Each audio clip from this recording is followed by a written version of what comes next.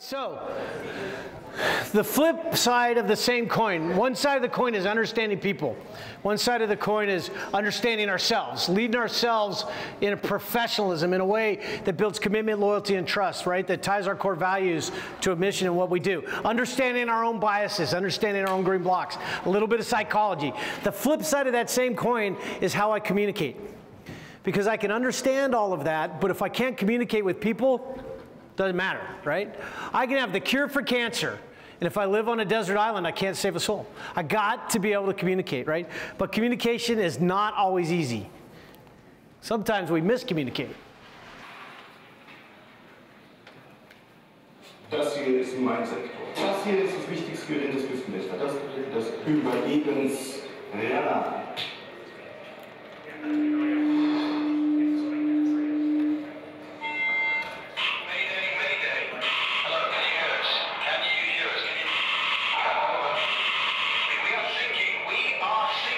Hello?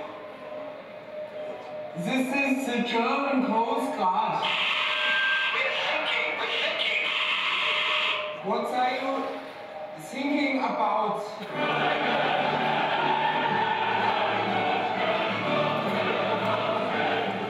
I'm thinking that the training program at the German Coast Guard was, I'll show you one time and then you got it, right? Communication. Communication is hard. Maybe one of the hardest things we do. So we've got to understand some of the things that are going on in communication so that we don't miscommunicate, right? And we're going to take a look at, first of all, at this thing called the Gestalt theory of mental perception, okay? How people perceive the world around them.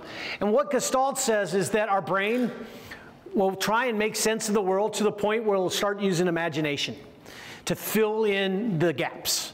If I don't have a green block, I'll go to my imagination green block and I'll start using imagination to fill in the green block, fill in the gaps, to the point that it will change what the information is saying. So what this means to me is how I present the information is as important as what information I'm presenting. And let me demonstrate this to you, okay? So I'm going to throw up here on the screen, I'm going to throw up a picture. As fast as you can, I want you to tell me what this is a picture of. You ready? What do you see? Pac-Man, right? Less than a second, people got Pac-Man, right? When I throw this up there for airmen, do they yell Pac-Man? No, they don't have that green block. They yell pizzas. Pizzas, right? Who's played Pac-Man recently? Anyone played Pac-Man recently? Okay, but you still saw Pac-Man, right? In fact, how cool is this? This is how your brain works. Remember I talked about your green blocks? Your brain was like that 4-year-old digging through the toy box, right? Where is it? Where is it? Where is it? Where is it? Pac-Man. I got it. Was I first, right? Because we're all competitive, right? I said as fast as you can.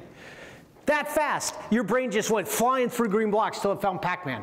Your brain's amazing how well it can go back and access your green blocks, okay? Pac-Man. And so I'm going to put up another picture, same 3 items. I'm going to arrange them differently. How I present them is going to be different. Tell me what you see now. Triangle, right? Does anyone actually see a line that connects the triangles? Can you actually physically see a thin black line right there? Does anyone see that? Am I the only one? Does anyone see it? It's not there. Your brain's making it up. You know what this actually looks like to me? It actually looks like one of those 3D pictures, right? Where I got 3 round circles with a white triangle sitting on top. I get a little 3D. Anybody see that? It's kind of amazing I see that, quite frankly. I got a depth perception waiver if you want to go flying with me. It all works out okay. I can land an airplane, right? So first of all, you have a green block, a geometric green block that's stronger than a Pac-Man green block, right? Because who sees Pac-Man at all here? In fact, it's kind of hard for most of us, right, to actually see the Pac-Man, right? The triangle's overpowering, right? So if I want to talk about Pac-Man and I throw this picture up and I start talking about, you know, Pac-Man, my airman might look at me like what? Like I got horns growing out of my head. Sort of like when I want to talk about proper use of social media and I'm a middle-aged white guy and they're sitting there going, yeah, my commander thinks he knows about social media, right? He thinks Facebook is still social media. You know, I haven't been on Facebook since we joined, right? How you present the information is as important as what you present. This is how we can take, we could go to BMT, we can bring a new airman in and we can start talking about integrity first. And that airman goes, you know what? I grew up in the inner city. I know what integrity is. In my neighborhood where I grew up, integrity meant I never, ever, ever rat on somebody, right? If I lacked integrity, I didn't have to take part of their activity, but I'd never rat. If I lack integrity, that's what gets you stabbed. So I know what integrity is, right? But we're talking about this integrity. They're talking about that integrity. This is how 6 months later, we can go into their dorm room and arrest their roommate for selling drugs, and we look at them and go, you had to have known, and they say, of course I knew. And you go, what part of integrity first did you not get? They go, exactly. You said integrity. I know what integrity means. Integrity means never rat. We have to make sure that what we present, how we present it, says what we want. And this is where BMT, Airmen's Week following BMT comes from, and we begin to baseline all of our airmen on our core values so that we all start at the same understanding of what our core values is. We all start with the same commitment to our core values, okay? How you present the material becomes as important as what. Let me demonstrate this another way, okay? So I'm going to read out 10 random items, and then I need some brave soul on this side of the room to read me back as many as you can. You can't write this down. That'd be cheating. Then I'm going to read out 10 more. Somebody on this side of the room, you'll have all 20. I want you to read back as many as you can, okay? So no writing this down. 10 random items. Here we go. Tree, light switch, stool, car, glove, gun, dice, skate, cat, bowling ball. Somebody over here, as many as you can. Somebody help me out. Cat, bowling ball, skate, stool, gun, tree switch, light switch, tree. It's pretty good, 7. 4 is average, so that's well above average. Congratulations, that's awesome.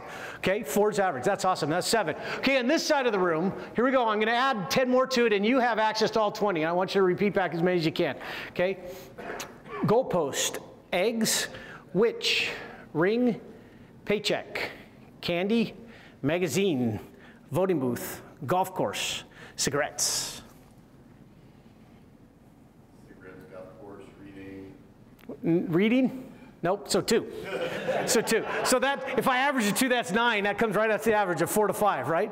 Okay, 4 to 5. Now what if I told you all I got to do is change how I present? Thank you, by the way, for that. How I present it, and you all will know all 20.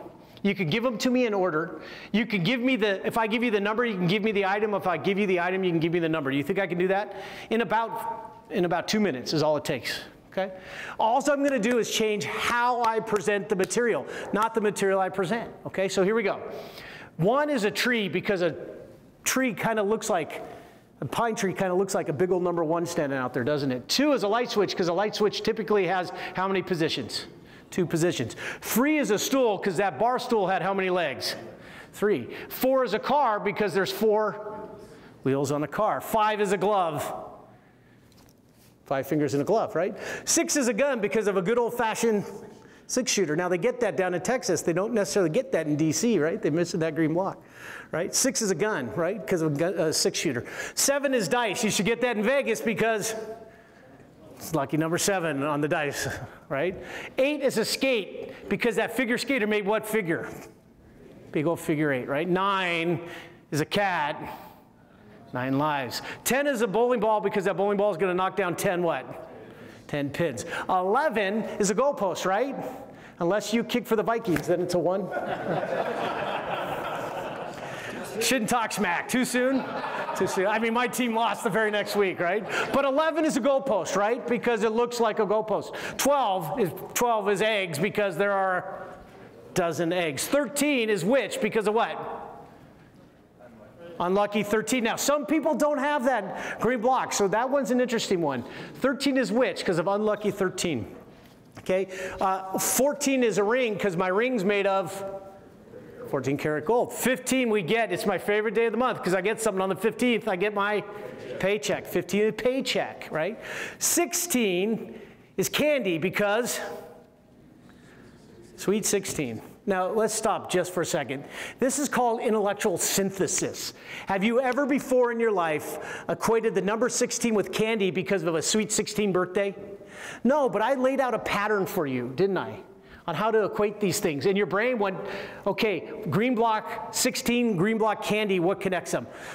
They're both, well, they're sweet 16, candy sweet, sweet 16. That fast, they did it that fast. It's called intellectual synthesis. Your brain's amazing. It'll tie these things together. So 16 is candy. 17 is magazine because of what? 17 magazines. Sometimes in a room full of older men, we don't get an answer on that one, right? Okay, 17, 18 is voting booth. Yeah, 18 to vote. 19 the golf course, because my favorite hole on the golf course is 19th hole. If you're not a golfer, you don't know that that's the bar. I bet by this point in our career, we all know 19th is the bar, right? Now, this is an interesting one because of the way the demographics have changed. 20 is cigarettes because there are 20 cigarettes in a pack. Is that a reformed smoker that answered that? Former smoker? Maybe, maybe not. But some folks don't know that because they haven't opened a pack of cigarettes either, okay? All right, so you ready? I told you you'd get all 20. I told you you'd get them in order. I told you you can give them to me out of order. You can give me by the number. You can give me the number if I give you the item. So let's try it. Number one is a 2, 3, 4, 5, 6, 7, 8, skate, 9, 10, 11, goalpost, 12, 17, paycheck, 4 is average. 4 is average. You guys just went through, you may not have got them all, but I bet you had 80% of those. Because I took what, 2 minutes? 2 minutes to take the time to equate a bunch of random items to something you could tie it in your brain. You will remember that for a week or 2, I promise you. If you take this course again in 6 months, you'll probably go, oh, I remember half of them. It's how our brain works. Intellectual synthesis, when I begin tying one thing to something else, it strengthens the memory, okay? How I present the material becomes as important as what I present, okay? So you gotta be willing to tailor your communication, because if you're missing it, if the person you're talking to is missing a green block, then I can't communicate with you about it, okay? We're gonna talk about the bubble syndrome here in a minute, okay? So I gotta tailor that communication. And the person with the more experience has to tailor down to the person with less experience. They can't go the other way, okay? Power of analogies. There's a book out called The Power of Analogies. Read it. What have I tied just about every point to today? Some sort of what? Story or analogy. Analogies are hugely powerful at beginning to affect us where? Here. In what we call the affective domain, or affective if you're a tomato kind of guy instead of a tomato kind of guy, right? Affective domain. Most of what we teach and most of what we do in the Air Force is in what domain? Cognitive domain, right? What I know. There's quite a bit in the psychomotor, especially those in the room that are all about teaching flying, right? That's psychomotor. But the other learning domain is the affective domain, where I begin to internalize, I begin to model, I begin to characterize, I begin to take on and believe the things that are taught. I don't just know what core values are, I commit to the core values, okay? And analogies will drive that home, okay? Mental entrenchment, we covered in the last block, but mental entrenchment affects our communication as well. If I'm mentally entrenched on something and you see it differently than me, we can't have the conversation. So everyone pick up the piece of paper I handed out. Okay. What is it? If you've seen this before, don't yell it out. If you've not ever seen it before, what is it? What do you see? What? A pond? A Zeppelin on fire. I hadn't heard that one before. I like that one. I love doing this with the med group commanders because you get smoker's lung. And I'm like, oh my God, I'm never going to smoke. What's that? One more time. Iberian Peninsula, okay. Like a shot from space or something like that? Okay, so here we go. What is this? So first of all, I got to tell you how to hold it, right? So orient your paper to be that direction, right? Okay, now, think, eat more chicken. It's a cow. Here's his head, her head. Here's an ear coming down to a snout, coming up. There's an eye, there's a nostril there, an eye there, coming up. And the cow is looking out the page, standing, the back goes that direction, looking over her right shoulder out the page at you, okay? So, And there's a gate of some kind in the background. There's the cow's body, comes up, the head, the ear, an eye, comes down the snout. You can see the 3D of the snout right here. Nostril, nostril, eye. Who sees a cow? Who sees a cow? If you don't, it's okay. I don't think General Rand ever saw the cow. He just got tired of, and he just started telling us he saw the cow. Who sees the cow? Raise your hand up high.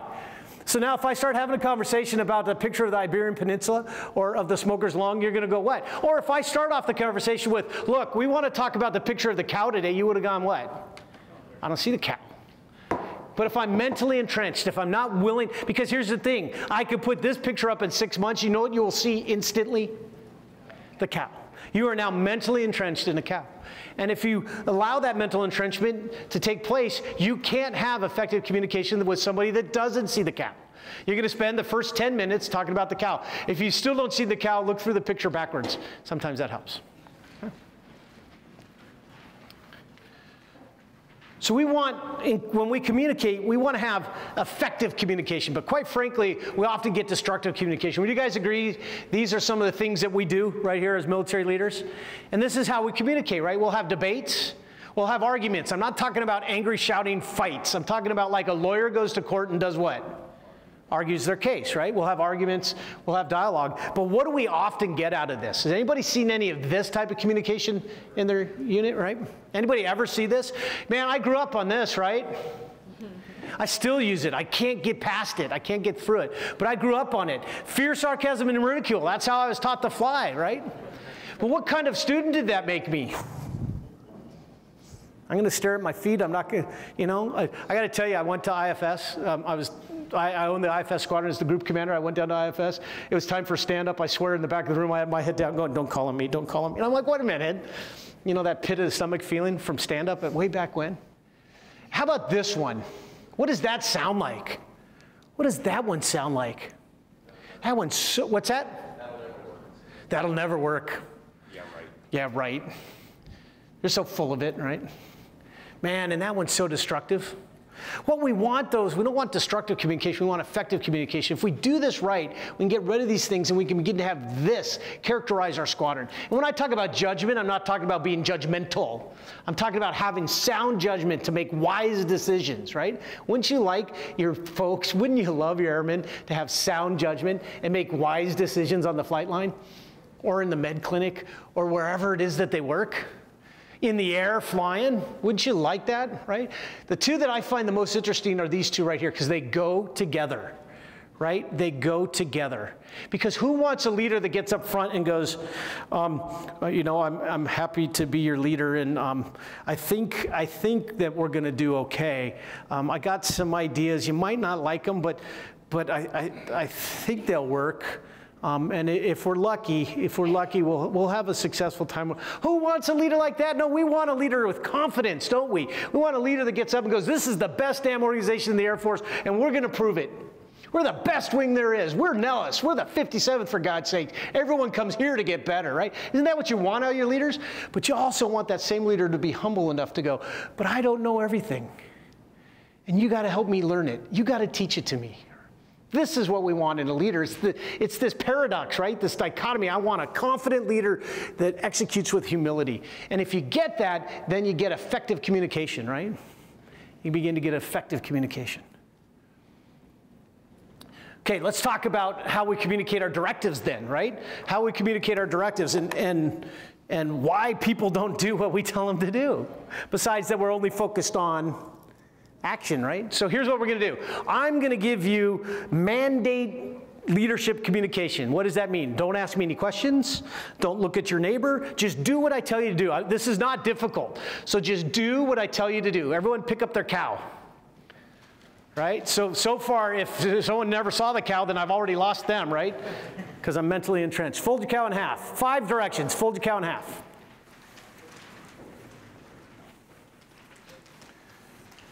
Fold it in half again.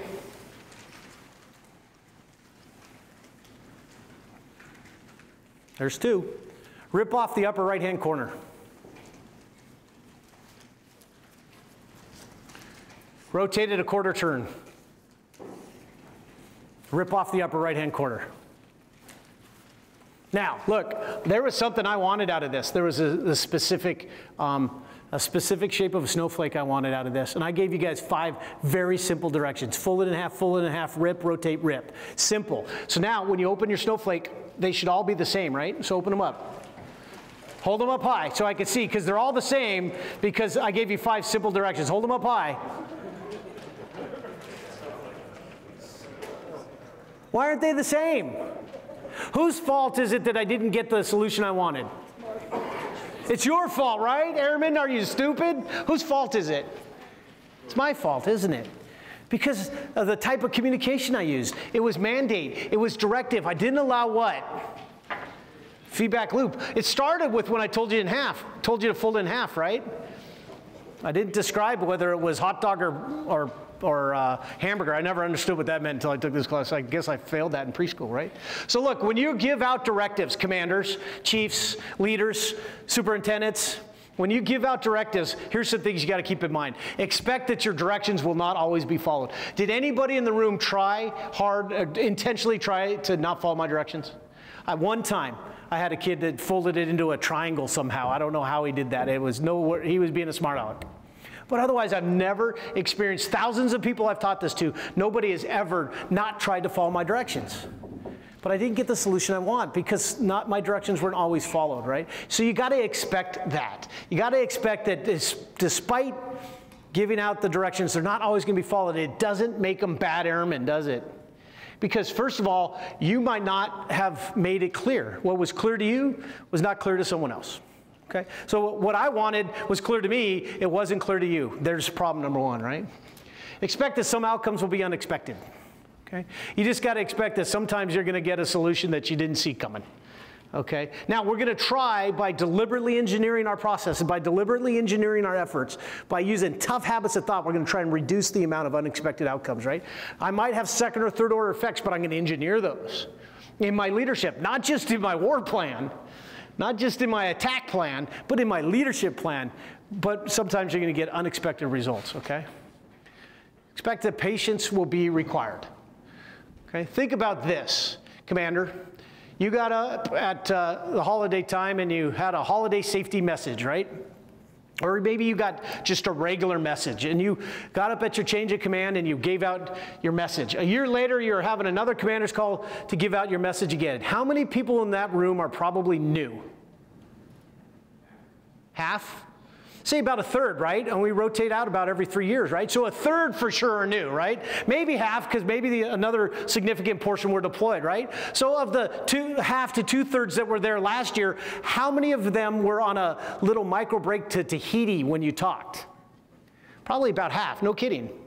About half that aren't paying attention, right? Half of you are on a micro break to Tahiti right now, not paying attention to me, right? We know this. So what percentage of the people have heard your message before? Seriously. Commander? About a third, quarter to a third. This is proven, okay? So what do? How do you combat that? You got to keep repeating your message, don't you? Same message over and over and over to the point that you're sick of your message. Commanders, you got to be sick of your message by the time you leave if you want people to hear you. And you have to stay patient, because if you lose patience, then you get frustrated, and frustration is the enemy of trust. You want to kill trust? Get frustrated, see what happens. I'll kill trust, okay? Misperception can have a huge impact on communication, okay? So what you got to understand is that what you say is not always what is heard, okay? So we're going to watch this video, and I'm going to give you an example of that.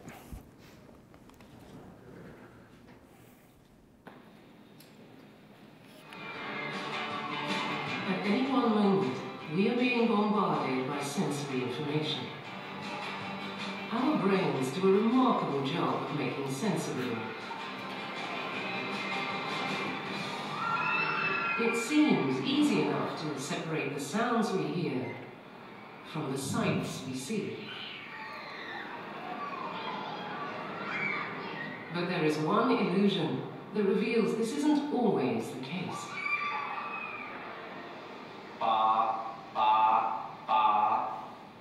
Have a look at this. What do you hear?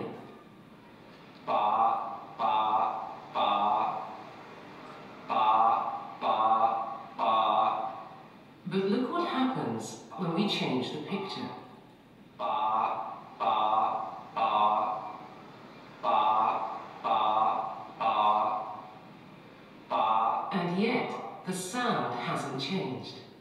Now, who believes the sound has not changed? Here's what I want you to do. I got to restart it. So I apologize, because that means you have to watch him eat the cotton candy again. It's the worst part of the course. I apologize. But here's what I want you to do. He's going to say ba, ba, ba.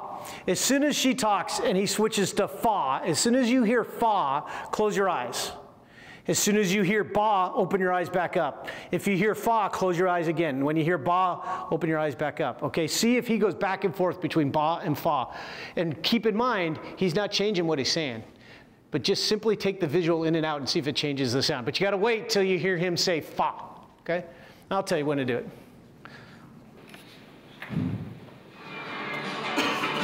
At any one moment, we are being bombarded by sensory information. Our brains do a remarkable job of making sense of it all. It seems easy enough to separate the sounds we hear from the sights we see. But there is one illusion that reveals this isn't always the case. Ba, ba, ba. Have a look at this. Now when he changes over, as soon as you hear the fa, close your eyes and see if you hear different. Ba, ba, ba, ba. But look what happens when we change the picture. Ba, ba, ba, ba, ba, ba, ba. And yet, the sound hasn't changed. Did everybody have the sound change just by opening and closing your eyes? Hey, isn't that weird? Remember I told you you had an alien, you didn't have a brain? Here's the thing, your brain is not a sponge. Your brain is not out soaking the world around us. It's a filter. It's actively filtering things. And it's doing that based on what? Where does it get its criteria to filter? Your green blocks, right? Mine gets mine from my green blocks, okay? What you say is not always what. You ever wonder how you were very clear? How is it that your teen didn't hear what you said? Be home at 11. 11 is not 2 a.m., right? Well, Dad, it's the McGurk effect. You said 11, I heard 2. What we hear is not always what is said, okay? Flip that around. What you say is not always what is heard, okay? So think about that when you're communicating, okay? How we communicate makes a difference. I think we already proved that, right? How we communicate makes a huge difference. There's something called the bubble syndrome. And what this means, what this says is, if I don't share green blocks with you, I can't communicate with you. Okay? Now, I was teaching this at Offutt, and right before this communication block, the vice wing commander walked in. He'd been called away earlier.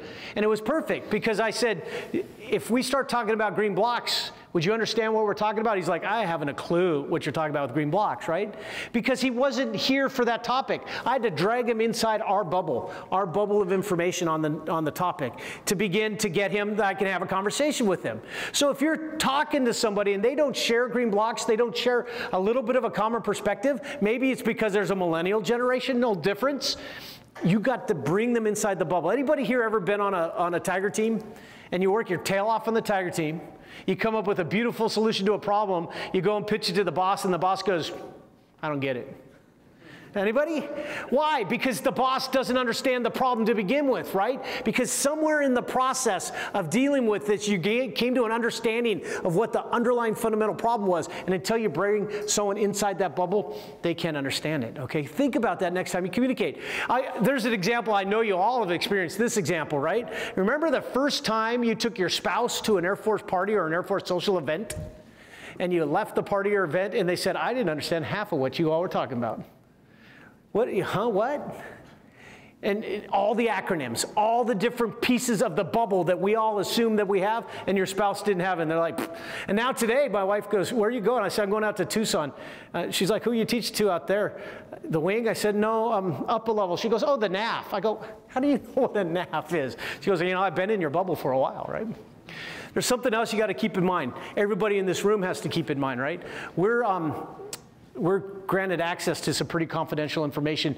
I'm not talking about war plans and secrets. I'm talking about people, right? And so we get drug inside a bubble about people, right? And I share everything with my spouse. My spouse is my accountability partner. If I can legally share with her, I do, right? But I gotta be really careful because I just drug her inside a bubble, didn't I?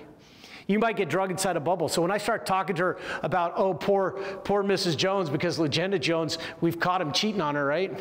What happens the next day when my wife sees Mrs. Jones?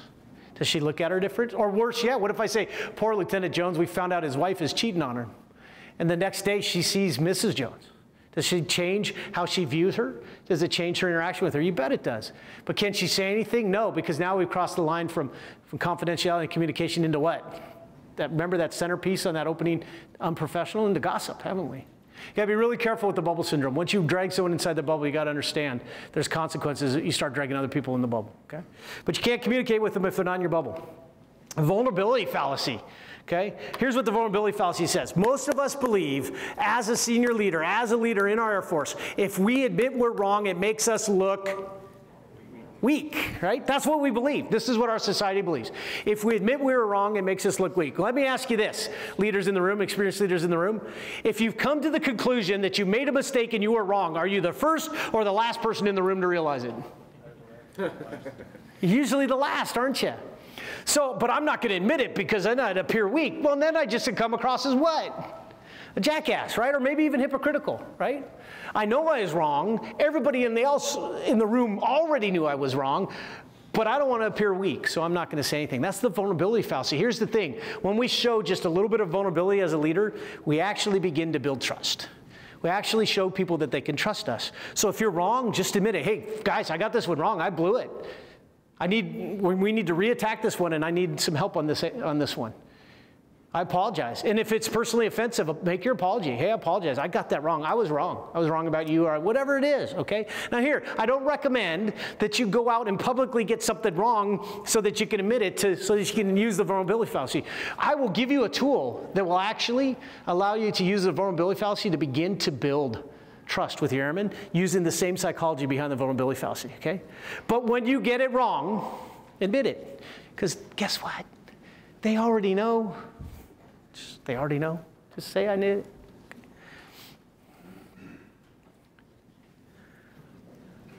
it. This was a portrait I had hanging over my fireplace. My wife said to take it down. I'm like, I'm sorry, I can't hear you. What are you saying? Okay, look, if we want to be good communicators, we've got to be able to listen. That's the first step in communication. We've got to be able to hear. Okay, so here's what we're going to do. We're going to practice this, okay?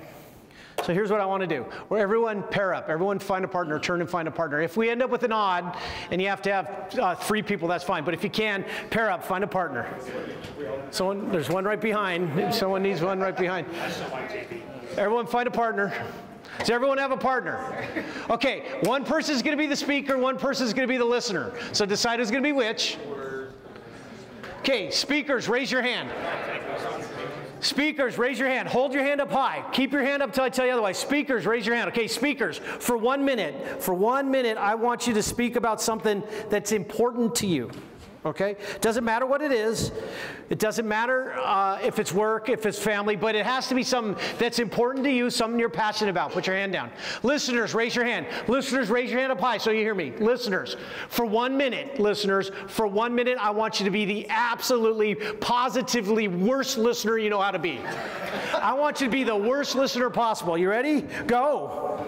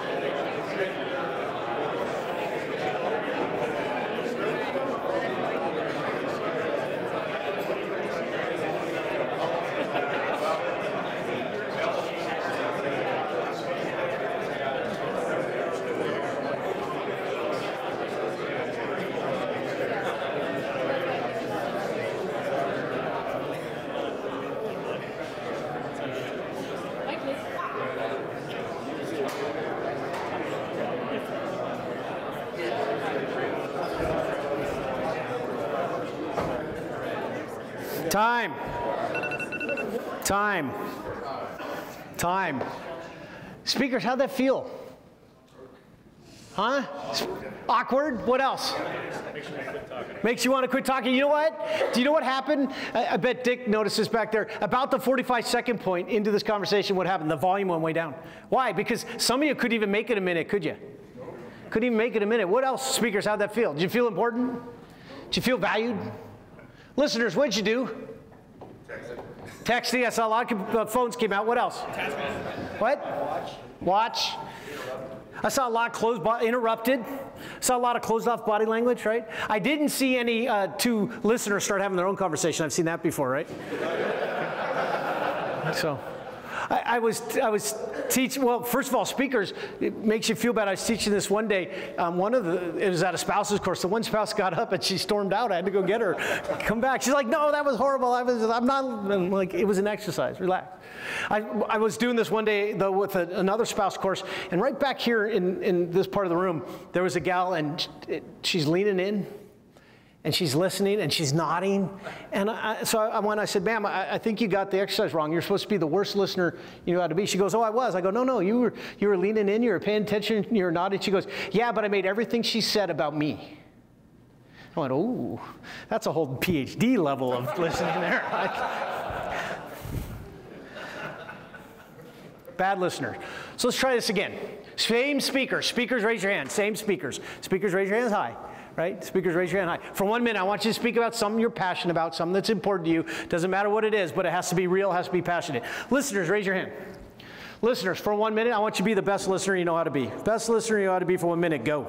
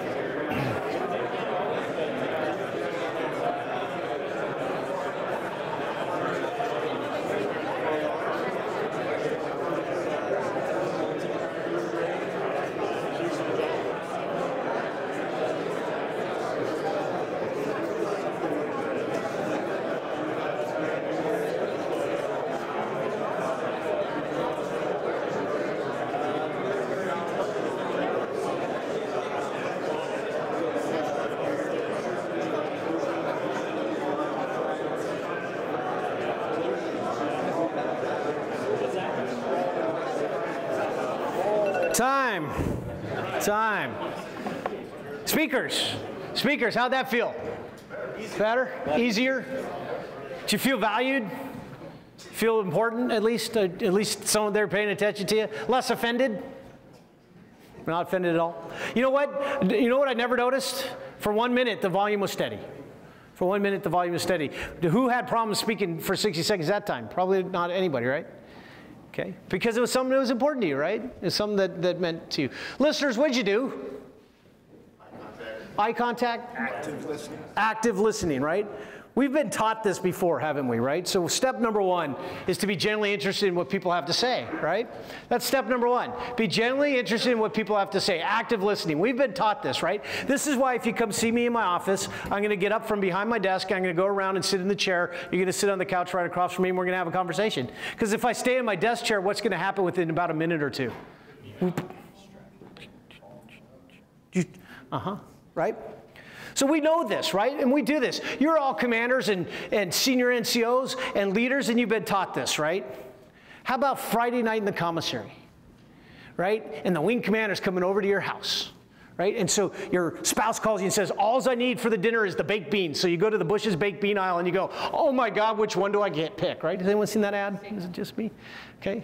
And you're sitting here going, I don't know which one she wants. I don't know what she wants. Here comes Airman Jones. You put Airman Jones on a think tank. They had their first think tank meeting today. I'll explain what a think tank is. He's pretty fired up. He goes, oh, Colonel Rizzuto, I got to tell you about this Airman Jones. Good to see you. First of all, it's a miracle if I remember what? His name, right? I don't have my wife to go, yeah. Oh, great, yeah, great. Yep. Okay, I got to go. Bye. What did I just leave Airman Jones thinking? What a jackass. He doesn't care about me at all. What's he going to say Monday morning in the break room? You go, I tried to talk to Colonel Rizzuto. He completely blew me off. And in fact, I got to tell you, squadron commanders, this is true for you, but these guys in the front row wearing the colonels, I got to tell you, the general, if Airman Jones approaches him in the commissary, he's probably been doing what? Probably been stalking him, hasn't he? Following him because he wanted to talk to him, right? Because for the most part, if you're in the commissary and you see the wing commander coming, what do? You go to a different aisle, don't you? You don't go running up to him. Maybe not you all, but our airmen do. When they see the chief coming, what do? They duck in the next aisle, right? Because they want to talk to the chief. Chief intimidates them. Why? Because that power and authority thing we talked about, right? One shot. For you senior guys, one shot, one time is all it takes for it to spread around the base. What a jackass you are, right? Squad commanders, maybe not one, maybe 2 or 3.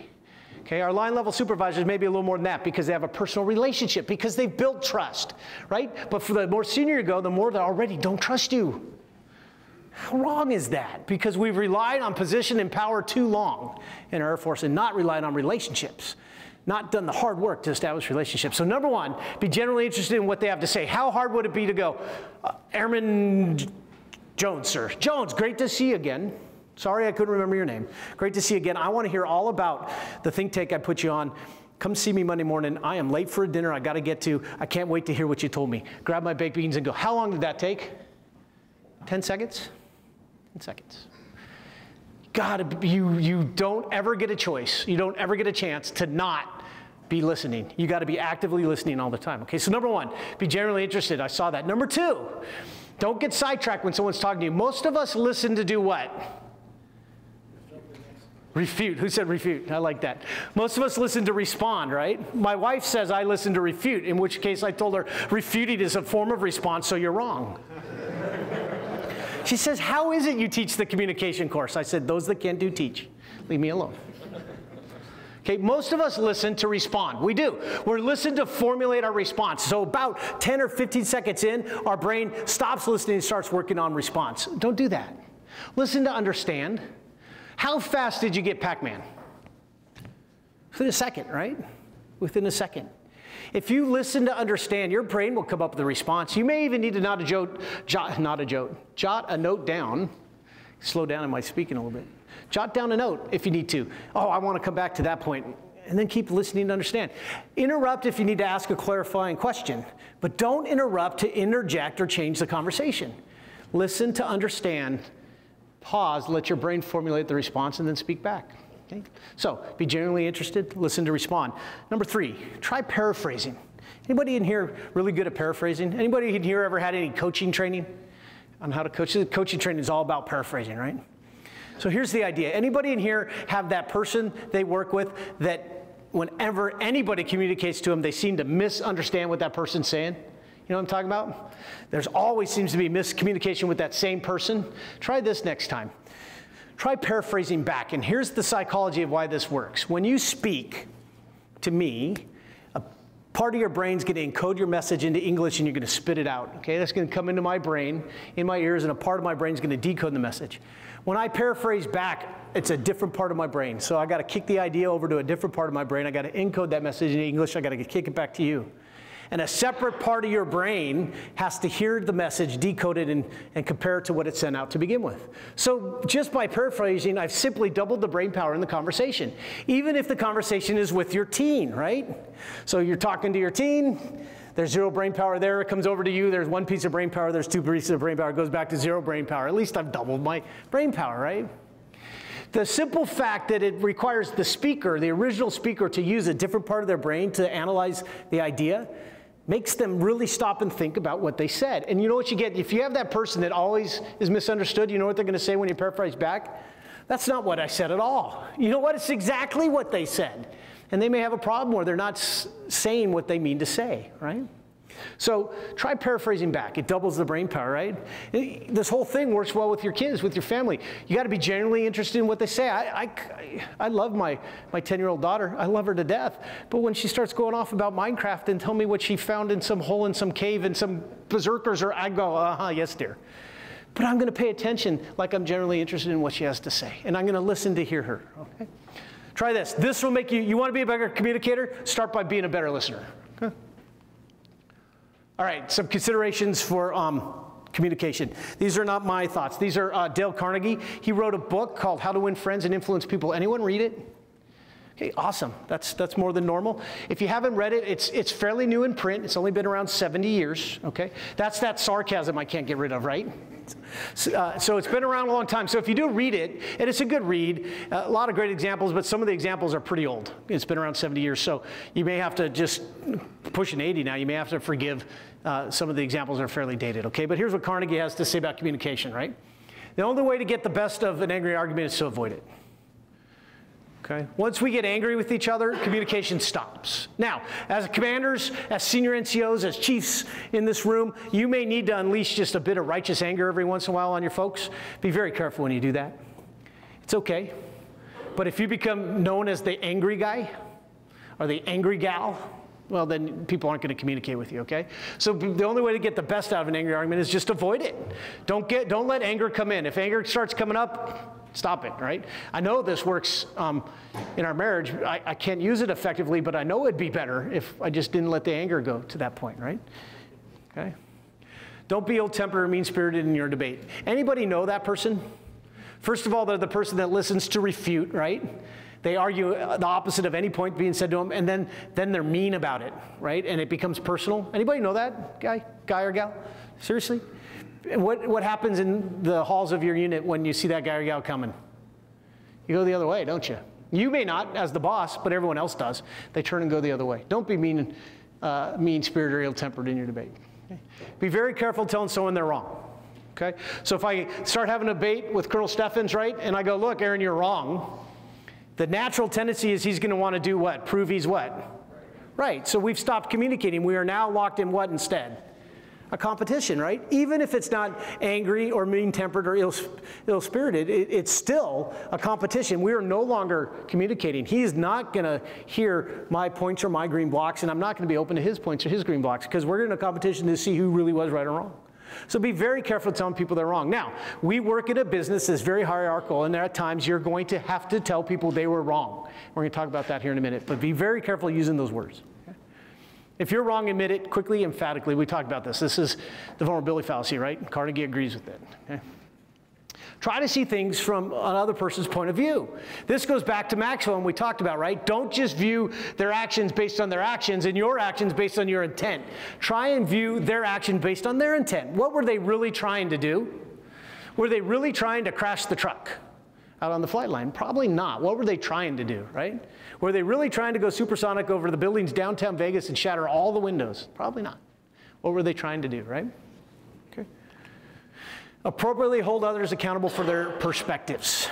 Okay, now we have to tell people sometimes that their perspectives are wrong, and those aren't perspectives that are allowed. You walk in the break room, so especially our non-commanders in the room. You walk in the break room, and what you hear is, "Oh, the commander's such an ass. I can't believe they." And talking about it. You ever hear any of that?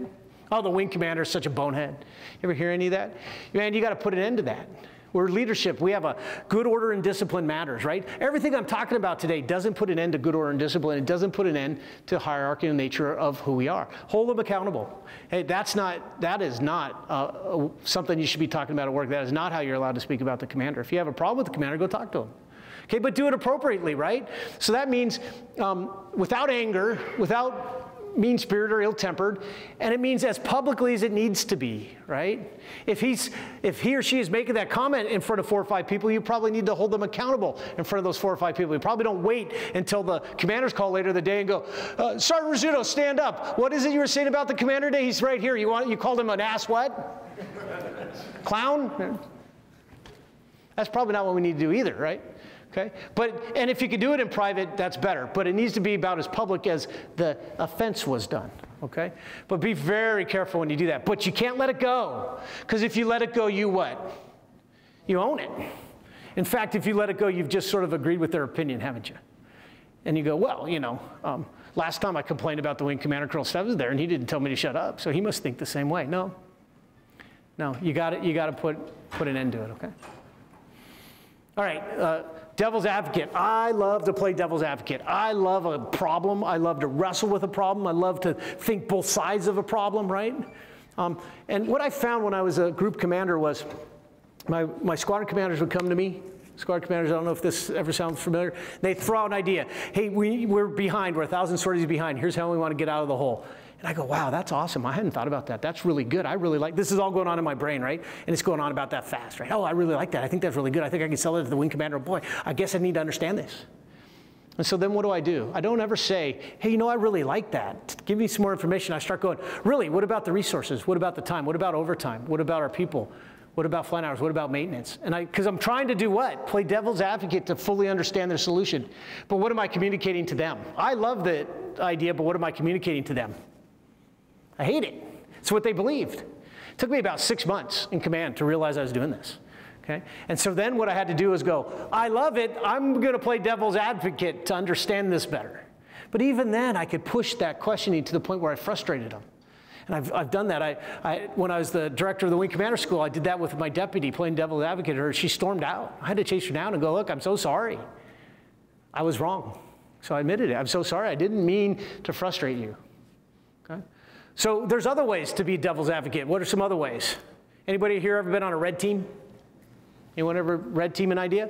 You put a red team together. It's a formal devil advocate, right? So any solution that comes, you go, oh, I really like this. Red team, pick it apart, find the holes. Come back so that the person that created it can begin to plug the holes. Or you could have your deputy, your DO, your superintendent, your chief be the devil advocate guy, right? Wow, that sounds really great. Chief, do you like it? Yeah, I like it. Okay, chief, what holes do you see in it? Start pointing out some holes so we can begin plugging them. Boom, boom, boom, boom, right? But you got to be careful if you're a devil's advocate because you can frustrate. And frustration is the enemy of trust, right? Frustration is the enemy of trust. Okay, so that's communication. So why don't we take a 10-minute break?